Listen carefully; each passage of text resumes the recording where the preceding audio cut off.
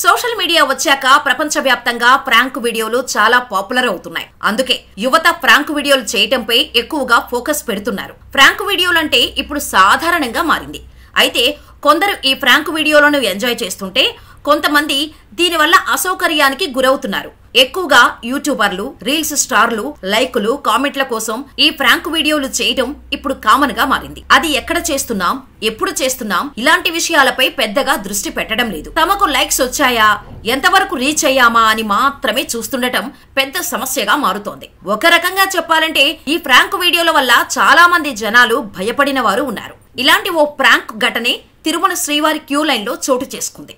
పవిత్ర పుణ్యక్షేత్రమైన Tirumala queue లైన్లలో భక్తులు వేచి ఉన్న సమయంలో కొందరు వ్యక్తులు ప్రాంక్ వీడియో చేశారు. తమిళనాడు రాష్ట్రానికి చెందిన టీటీఎఫ్ వాసన్ అనే ఒక వ్యక్తి తన స్నేహితులతో కలిసి తిరుమల వెంకటేశ్వర స్వామిని దర్శించుకునేందుకు వెళ్లారు. అయితే వారు నారాయణగిరి షెడ్ల వద్దకు వచ్చిన తర్వాత క్యూ లైన్లలోనే ప్రాంక్ వీడియో తీయాలని అనుకుని క్యూ లైన్ల వద్ద ఉన్న కంపార్ట్మెంట్ తాళాలు తీస్తున్నట్టు ప్రజలను నమ్మించారు. దీంతో వారిని చూసిన ప్రజలు వారు తిరుమల తిరుపతి దేవస్థానం సిబ్బంది అనుకుని క్యూ లైన్లలోని భక్తులు ఒక్కసారిగా లేచి అటువైపు పరుగులు పెట్టారు.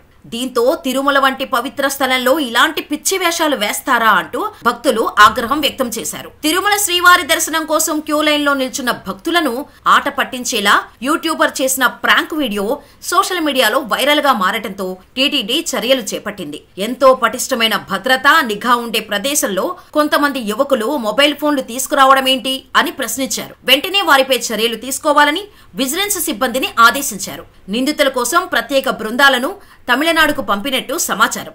సాధారణంగా దేవస్థానంలోకి మొబైల్ ఫోన్లు అనుమతి లేదు. కానీ ఈ యువకులు భద్రతా సిబ్బంది కళ్లు కప్పి మరీ ఎలా తెచ్చారు? నిర్లక్ష్యంగా వ్యవహరించిన భద్రతా సిబ్బంది ఎవరు అనే దానిపై విచారణ చేస్తున్నారు అధికారులు. நம்ம இன்னைக்கு திருப்பதியில இருக்கோம். சோ கிட்டத்தட்ட வந்து பாத்தீங்கன்னா கிரௌடு பயங்கரமா இருக்கு. ஒரு 10 மணி நேரத்துக்கு மேல வெயிட்டிங்ல தான் இருக்கும். வெங்கடரமணா கோவிந்தா கோவிந்தா. அது படகார யூடியூபர்ஸ் அப்புறம் நம்ம போல இல்ல நம்ம வந்து இருக்கிற காசெல்லாம் பெட்ரோல் அடிச்சு தீட்டு போயிடுது. ஏதோ கொஞ்சம் நஞ்சம் அவங்க சேர்த்து வச்சோம்னா ஏதோ காரோ பைக்கோ வாங்குறோம், அதையும் தூக்கிட்டு போயிடுறாங்க. அப்புறம் வக்கீல் செலவு, போலீஸ் செலவு, அப்படி இப்படி எல்லா காசும் போயிடுது.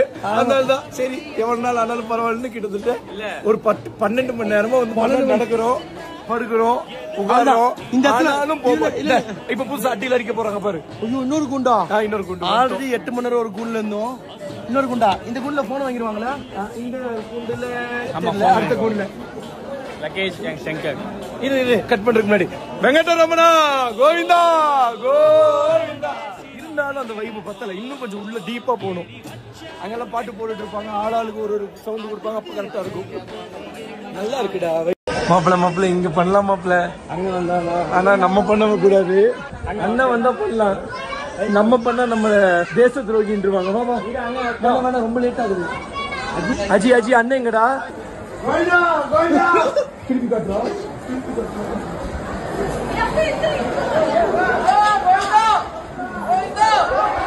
மட்டமாமே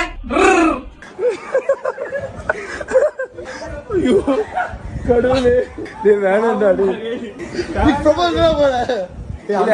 இருந்தாலும் அவர் தான் கரெக்ட். எந்திரிச்சு அப்படி கத்துறாங்க. இப்ப இன்னும் பண்றவர் வேணாண்டா. போதும் போதும் போதும்.